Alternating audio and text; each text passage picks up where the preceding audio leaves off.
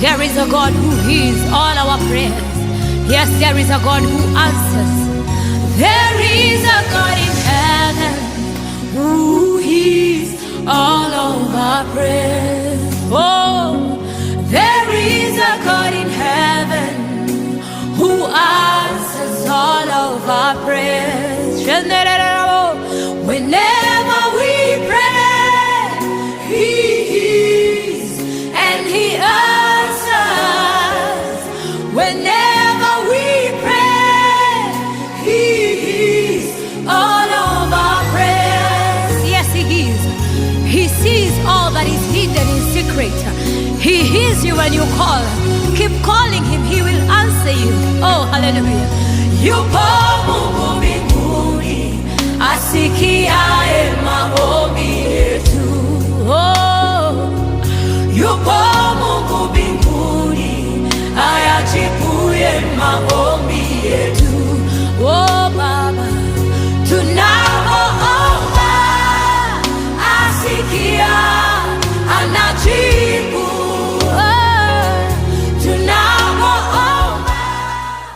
Kwenye moto hawezi teketezea, kwa sababu wao wameelewa viwango za dhabihu wanazostahili kutoa. Wanaelewa ni dhabihu zipi toma bogona ni mabogona maliko, ni dhabihu zipi nastahili na kutoa. Ninapotoa, God is moved. As unaona sana, may the move of God be upon our lives. And we worship, I say, may the move of God upon our lives, so that we do not stagnate, tusibaki mahali pamoja. Because the problem with the Church of Christ is not this church. When I speak of the Church of Christ, it's a church, the whole world. The problem with the church, it is a church, it has reached a point. Matiafatara agai muno, mafatara dinishao muno na kushao. Bwana asifiwe. So mchungaji anapohubiri anakuwa very sensitive. Nigetha matikage kuhota akihujia kiujo kibiro to mama ikare ya Ngai arenda ona kaba wage kuhota na wikare ya Ngai arenda na ukona muoyo mwathani ya gosho. Kwa sababu the question itaulizwa nikifika mbinguni, sitaulizwa ni pesa ngapi mlileta mlitoa kama sadaka na fungu. Kila itaulizwa ni wangapi umefikisha kwa viwango na utakatifu wa Mungu kwenye madhabahu ya mbinguni. Na wakikosekana, elekea jehanamu. Hata kana kwamba itakuwa naishi nzuri na gari nzuri, naenda Kenya nzima, dunia yote. Sacrifices. God was moved by the sacrifices that were given and offered by Solomon. And when the sacrifices, they moved to God, Mungu akaweza kuguswa na zile dhabihu alizotoa, mpaka Mungu mwenyewe ndiye alishuka kuongea. Ukiangalia Biblia, akina Joshua aliongeleshwa na malaika. Unakumbuka? Watu wale malaika walikutana na mwambie, mimi ni jemedari wa vita wa Mungu na tuko niko pale. Kwanza Joshua kutana na Mungu wa pale gani? Alikuwa wa pale gani? Kwa mimi niko pale wa kwa sababu Yesu alikuwa mimi niko pale wa Mungu. Akauliza malaika, wewe wangu niko. Akamwambia kwamba mimi ni jemedari wa vita wa Mungu. So in essence, what am I trying to say? Kile ninacho nena ni dhabihu zile tunazozitoa tuweze kuwa wagalifu zaidi. Todo gikope no ikare. However educated I can be, if gikope gutagikoro gutahira dramu na mae magikope nikutahaka ona ndimuthomu ati. That is the truth. Kwa tu kuna kwa na tanka hapa ya 1000 liters hapo nje. Ungeni utahie mae maunage kobe ni utahajia ona ni utahie kwa kobe o matai mahadya. Tende kuonoli kwa kobe. Ono dia mata 12 mwezi mmoja matikothia That is exactly what is happening to the Church of Christ. Wanataka kutoa dhabihu and a comfort zone. We wiki mundu akidagu atio nedwe kwaje dole niki kimuhoyaga tu. Shiba. Niki kimuhoyaga. Yani wiki ni mokahoya. Na still na wahoya wiki ona sukari gutuma kwa kudoga. Tishukari goketa kuhoya anyway. Bwana asifiwe. Because I wanted the God himself. In this song I always say, when you carry God, you carry everything. When you carry God, you carry everything. When you carry God, you carry everything. You carry everything. Is the owner of the world. We need God in our lives. What happened? Verse 12. 2 Chronicles chapter 7 verse 12. Biblia inasema hivi.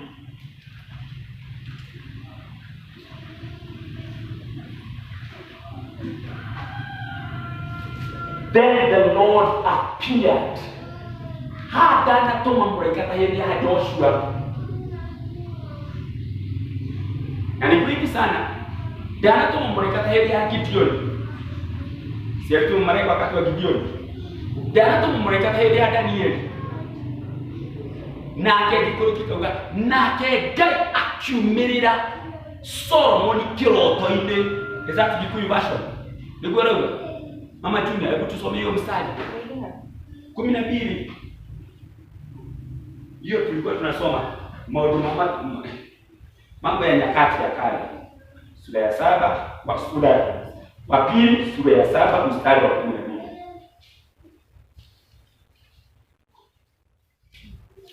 Maodo mama kukoma tene. Yake.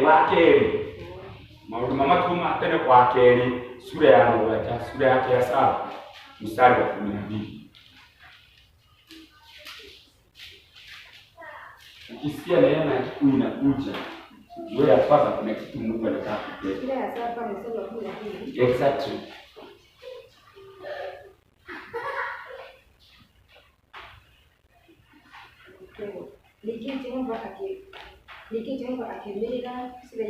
Jehova timwekatuma ningine Jehova akamtokelezea Solomon. Akamwambia nini? Akimwambia atili. Nejiwite hivyo yako. My God has heard your cry, your prayer. Nimesikia. Ngoja dada. Hebu tujiulize, Mungu amemtokelezea Solomon na amemwambia ya kwamba nijiwite mahoya magu. Nijiulize, ndio ninaomba, ndio dada unaomba, ni wakati gani Mungu alikutokelezea akasema ya kwamba nijiwite mahoya magu? Nini inafanya madhabihu zetu ama maombi yetu Bwana asisikie?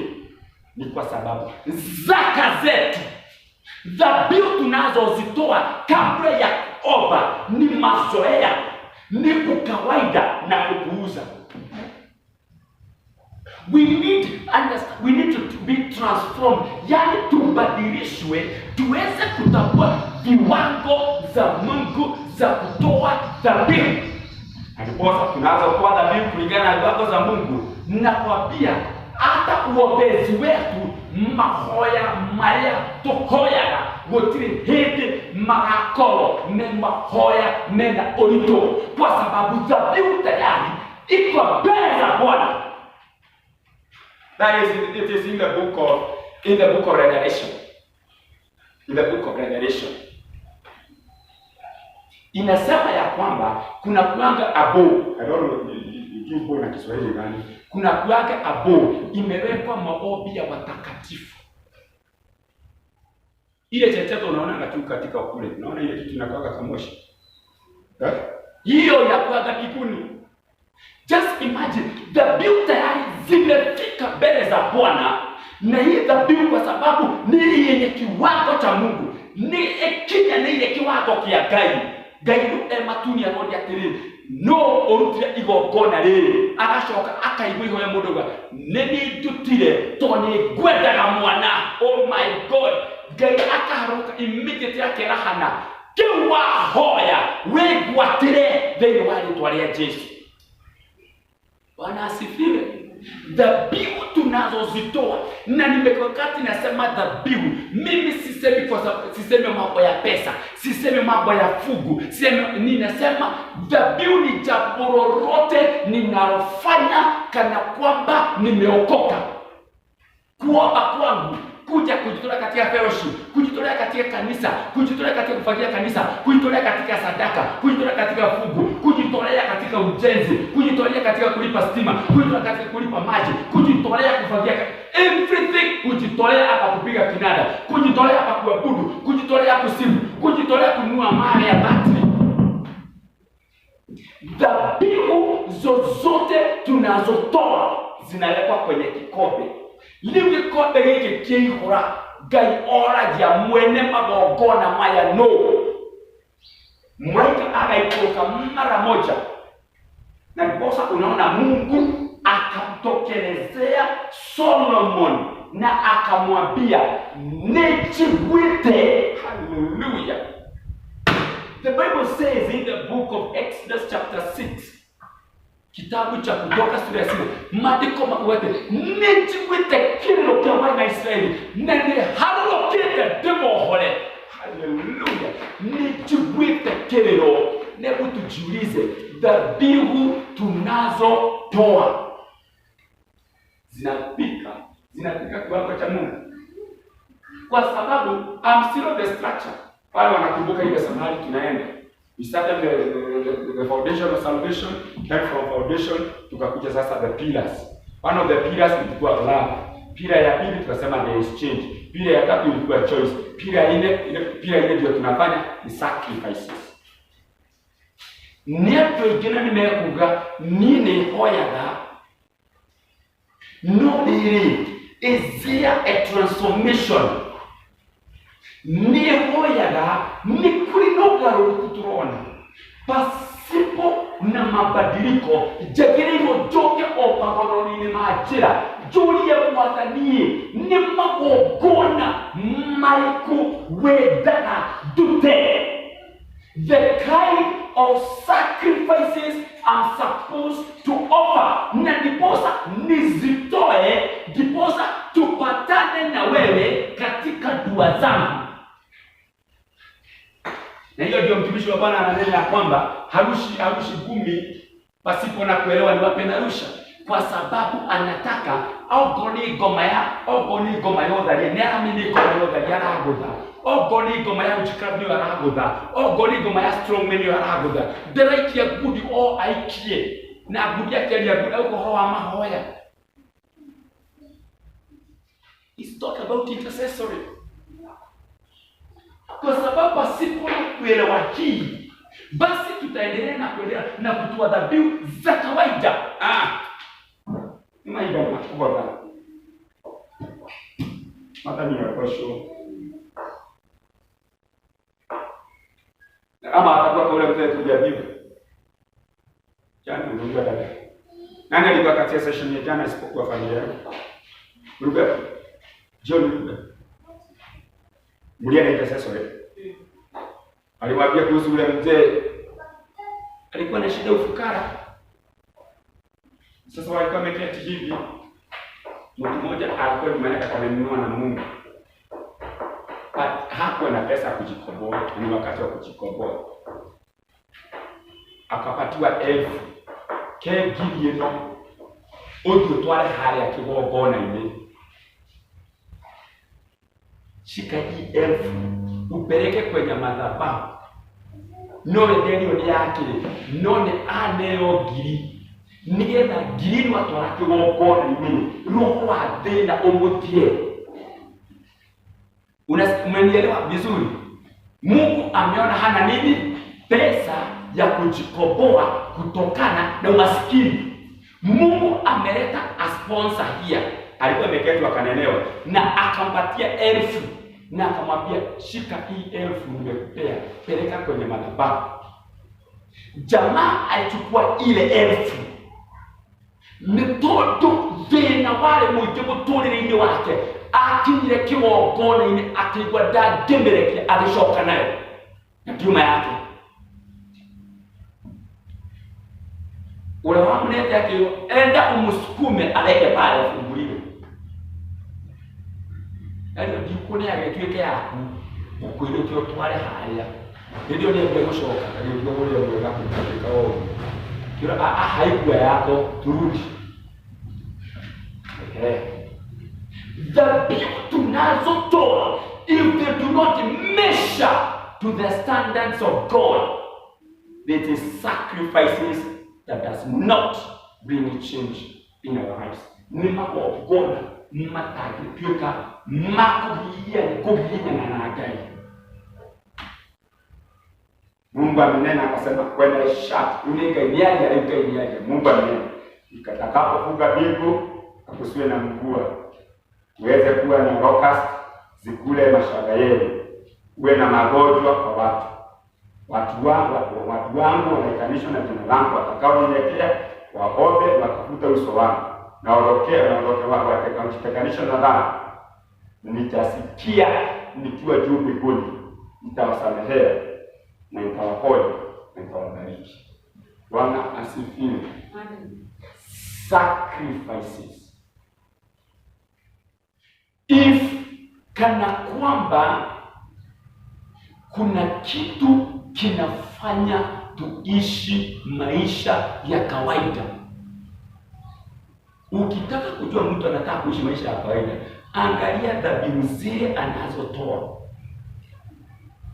Another thing that was so important also again to note, ati maombi ni biashara ya watu wale wameokoka na inaleta faida. Umeelewa hiyo? Maombi ni nini? Maombi ni biashara ya watakatifu wa Mungu kwa sababu inaleta faida. Imagine mtu anaomba dakika 5 na yale mambo inataka dakika 20. Kwa hivyo akaomba mara 4 apokee kile Mungu anataka kuachilia. Kwa hivyo sasa tunasema ya kwamba giki gikombe nigiguikara muno gigikaihura mwali. Unaona watu wengine kikombe inajaa at the age of 70. Wengine kikombe kinajaa wakati wamechelewa sana. Sasa mpaka wanaambia Mungu aweze kurudisha miaka yao nyuma kiasi, ndiposa waanze vizuri, kwa sababu umeona ya kwamba niteta hii gainene itamenya nitanacho. Yaani umepoteza wakati mwingi sana. Kazi yako ilikuwa ni kufikiria mambo ya ndoa, mambo ya biashara, mambo ya kuajiriwa, mambo ya nini, mambo ya kulea watoto, na ukasahau Mungu. Lile wali kana gaide already shanene shumete nyumba, ni uko peke yako, lakini sasa unapojaribu bio, my God, nasikia kai mwe unakwambia fasting yako kwa Mungu watani ukota. Mwili wako ndio ungeota. Tuamuliye wahimu uko kwa fasting sacrifice yako kwa Mungu waja. Ulijisahau kwa sababu mambo ya dunia yalikuwa yamekubeba badala ya kuyabebe. Haleluya. Tujiulize tunadada. Kana kwamba dhabihu zetu zitaleta utofauti, lazima tujiandae sawa sawa kwa njia za kiungu. Ndiposa hii biashara inasemekana ni ya watakatifu ya maombi. Wewe kufanya mambo ya Mathayo 5. Haleluya. Bwana asifiwe. Ukiambiwa ya kwamba Wetenge inauzwa, highway estate inauzwa, na wakwambie mtu akitaka kuwekeza shilingi 100 ni sawa, atanunua nyumba moja. Mtu akitaka kununua Wetenge yote milioni 1, Akwambia watu hapa wataenda bali kutafuta hiyo milioni moja. Si ndio kweli? Kosa ununue. Na ni vile yale maombi tunayoomba. Kana kwamba nitaenda dunia kote nikitafuta hiyo milioni ninunue hayo estate. Kwa nini nisifanye vile? Kwa sababu maombi ni biashara. It is a trade of Christians and it has returns. Ninapoomba inakwambia digwema rietwa hoya makoya maiganite na wedi wa Ngai inaleta utofauti. Watu wanaweza kosa kuona utofauti, lakini nakwambia ya ukweli utofauti upo. I remember my sister got saved sometimes in 1983. When she got saved, maombi sijui is like, because sasa kwetu tulikuwa tumesukumwa na maskini kiasi. Na ni kiasi ya ukweli. Kiasi kama ujibele hapa nyuma. Ile nguo unavaa ya shule juu ya kwenda kanisa. Unajua watu ile nguo inashona na rangi ya green hata. Sio iko na kiraka hapa imeshona na rangi ya green. Pande nyingine unajua kuna hakuwa na hiyo uzi hiyo ananunua hapa siku hizi. Ni mali mago tumafuranya. Unajua kama mama utibarishi. Ni mama utibarishi. Matu mafuranya na yoka kwa tena moyo. Ya process mkua. Ni digisho. Yuko na mbili anaketa na roliki wa blue. Akienda kulishonea pande nyingine roliki wa blue wa vile nyumba. Akatumana na wa green. Kila kitu ndio akatumana na roho yao.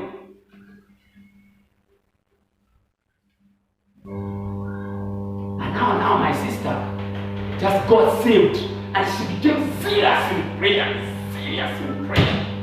Bwana asifiwe. So that your madhabahu, let me not go to that direction of altars.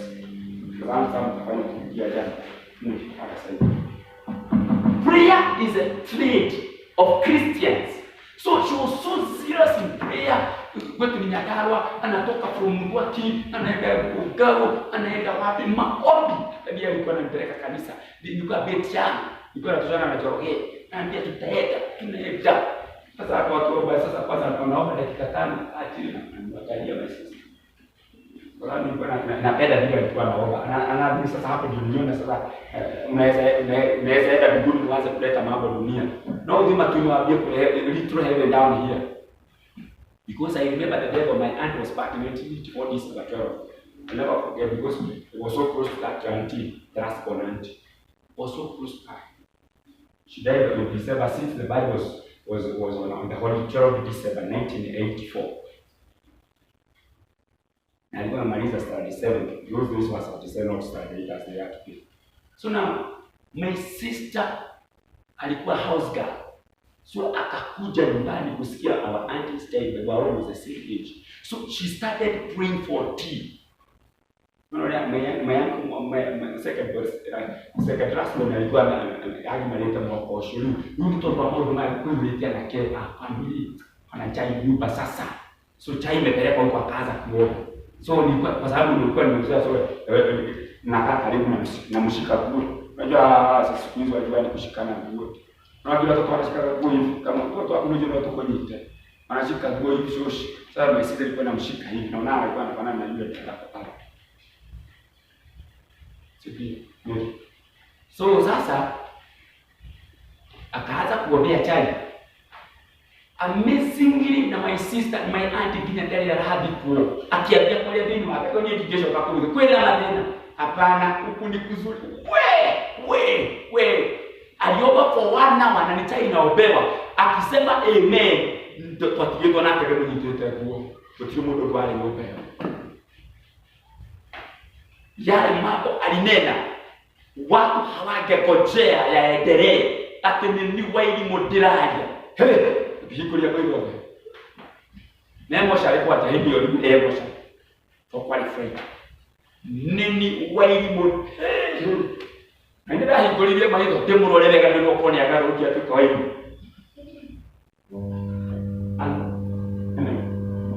So brethren, the sack makoya maria tukoya niko yinyana na Ngai kinya toka mutoria akaharoroka agaikarania na ithuĩ.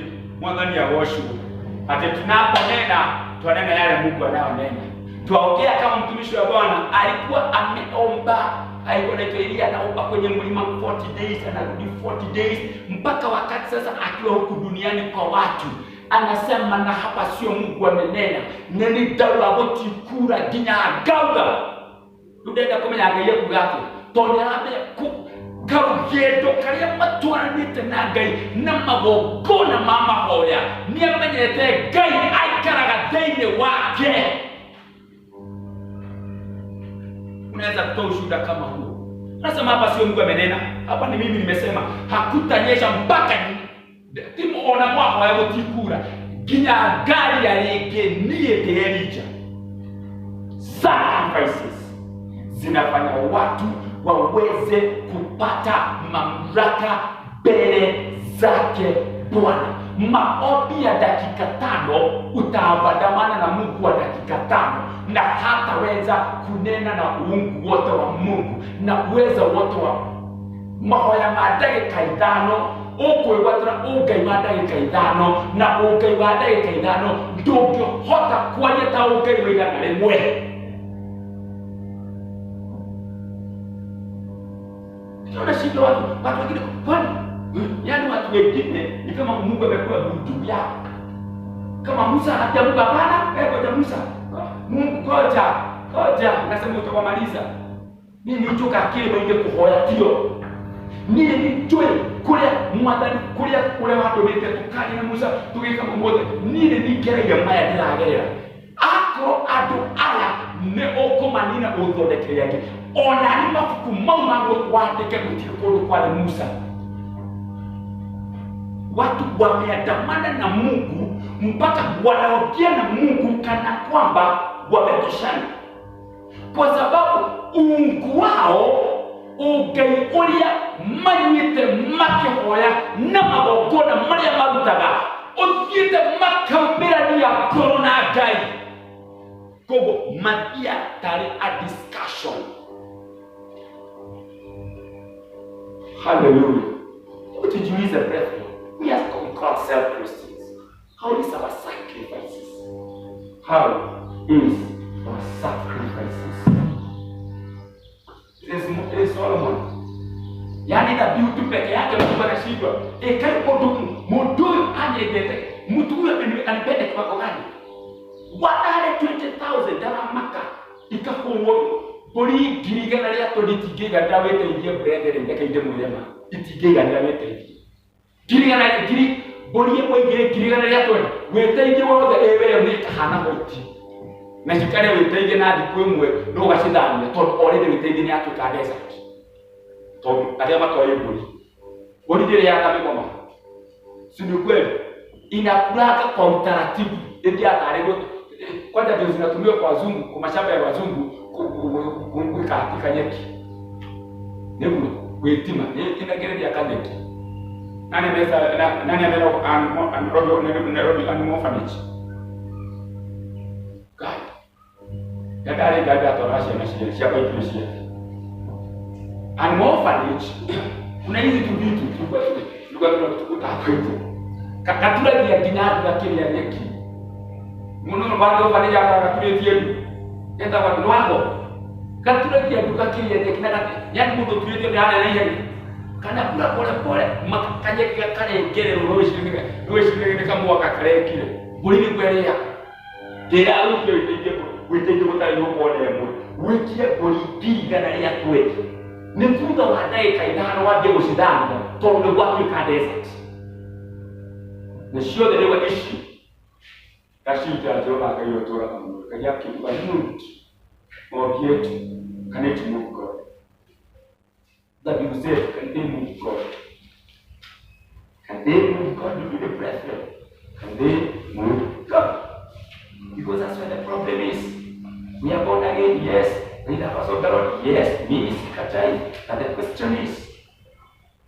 Our sacrifices, are they moving God? Ningeangalia kile kinachomajubio kondeki kwa sababu tunataka hii kikombe chetu gikombe hiki magai matungiro tutahe maedram ya ndagirimu na gikombe ni utahamia kama hiki. Imagine Mungu anangoja ujai hiyo drum akupeleke kiwango hicho kingine. Na wewe nie no nie kwa kimo toki. Ni kutahana gikombe gagari gata. Nika wewe kaka kujua tayari kaka. Hapo ikala ni ukapo kaya ni mambo bali niko shibitu kwa hiyo ikala kujua tayari wako. So, acha wangu kadi ya hiki. Guy, we are no oil. Joa guy. Kenapa dia hani kehanya miaka kita. Imagine kita ikobe ikomi kita dura buat dia guys. Kau yang igani mana kieka. And you continue. Nikiona ga ado aige makua dia weruini watu gata because they are not ready to offer themselves wholeheartedly. They are not ready.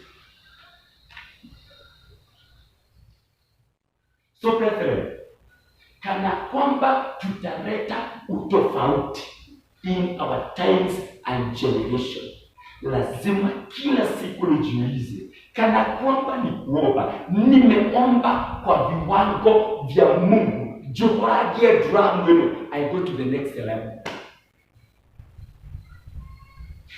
Na niposa unaona mtumishi wa Bwana alikuwa anaitwa Abraham.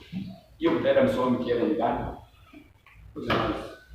Solomon mwana kwa conference. Mtumishi wa Bwana alikuwa anaitwa Abraham. Alienda na kutoa dhabihu. Tenda msomi Genesis chapter 15.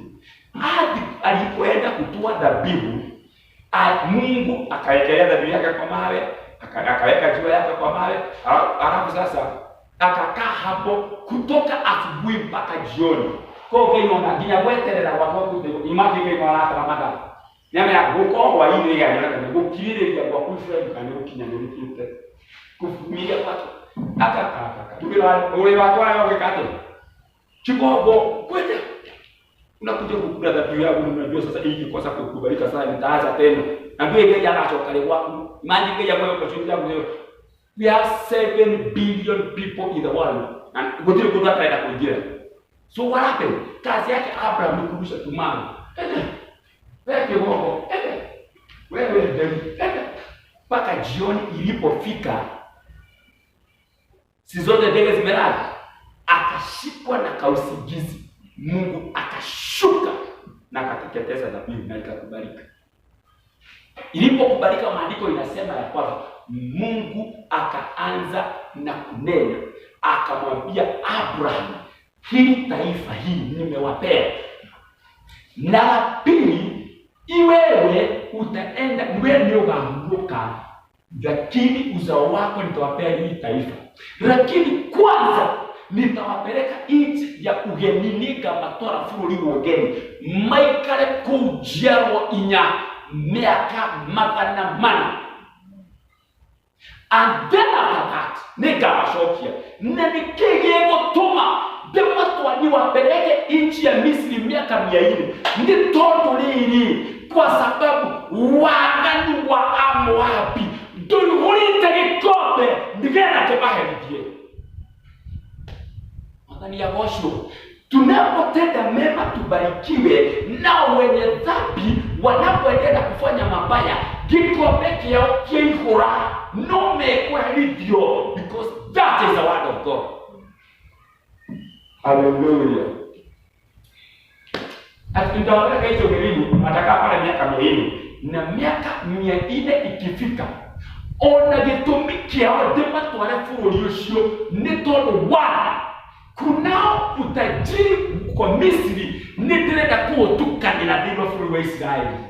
Katigo meki walitoka pale nini na mali mingi sana. Dhahabu mali hodeka gacau urejini dhahabu na matina hapa. Kwa jamani ndiko Biblia inasema ya kwamba kuna wakati walipelekeni sadaka zenu hiyo mikufu naitwa mkufu Wewe mkufu, ile ikoje? Mkufu. Ya Kiswahili ndio ikoje? Lakini hizo earrings nini wakabiwa wakapelekea Musa. Mpaka Musa akasema nesheya na akara nisho hiyo. Na upia kule leo ni mabe mahe wakashauri toro Musa alikuja akachoma hiyo kashau. Hiyo kangombe akachoma akakoroga na maji ukaya hiyo ndio mwawete na makujo wangu ode. Lakini kile nataka kusema ni kwamba kulikuwa na utajiri katika hii ya Misri alikuwa analeta hapa. That is one. Number 2, kwino toga ale ndiko beke ihorera amokerere amarahime. Na kwa mwana wangu fukuri wa Misri ile kwina atomare ya wakali wa ihorere amakai. Brethren, dhabihu tunazotoa, let me ask myself every single day, kila siku, kila dakika nijiulize, dhabihu ninazotoa kana kwamba zapima kwenye viwango za Bwana. Kama ni sadaka, kama ni fungu, kama ni kuomba, kama ni kujitolea, kama ni kuabudu, kama ni kusifu, kuenenda kanisa, kusikiza neno la Bwana, hiyo dhabihu neretekereka inakubalika. Kwa sababu ikosa kukubalika mengi kwa baba kwa hivyo mwana wale. Tunaona wanasema kwa vipi kulibana liko begeshinwa. Tumeelewa hapo. Kikombe ya Hawa inajaa ndiposa wabarikiwe na maji ya Misri, si ndio? Kikombe ya Moabi inajaa ndiposa ya Arabi au inajaa ndiposa wafanye nini? Waweze na kuangamizwa. Na waliangamizwa kivipi? Wanaisraeli walipotoka nchi ya Misri, walipoingia nchi ya Kanaani walikuwa wafanye nini? Muue kila kitu. Katuombe hapo. Morage atumia material kill everybody. Toge kobe yale nikie kule na yako helivyo. Mwadhani ya bosho. Na wewe kobe kia Israeli kumwambia Misri nikie kule na maradimu.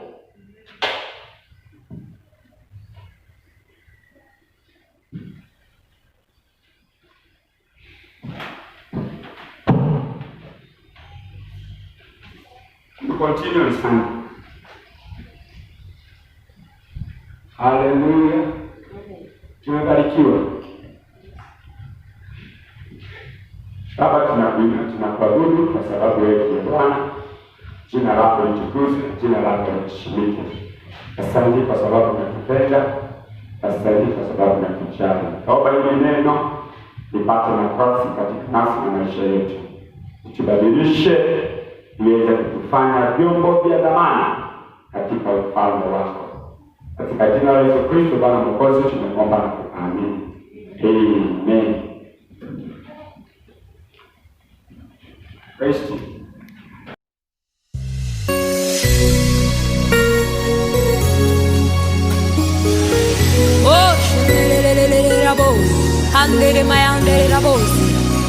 There is a God who hears all our prayers. Yes, there is a God who answers. There is a God in heaven who hears all of our prayers. Oh, there is a God in heaven who answers all of our prayers. Whenever we pray, He hears and He answers. Whenever we pray, He hears all of our prayers. Yes, He hears. He sees all that is hidden in secret. He hears you when you call. Keep calling Him, He will answer you. Oh, hallelujah. Yupo Mungu mbinguni, asikiaye maombi yetu. Oh.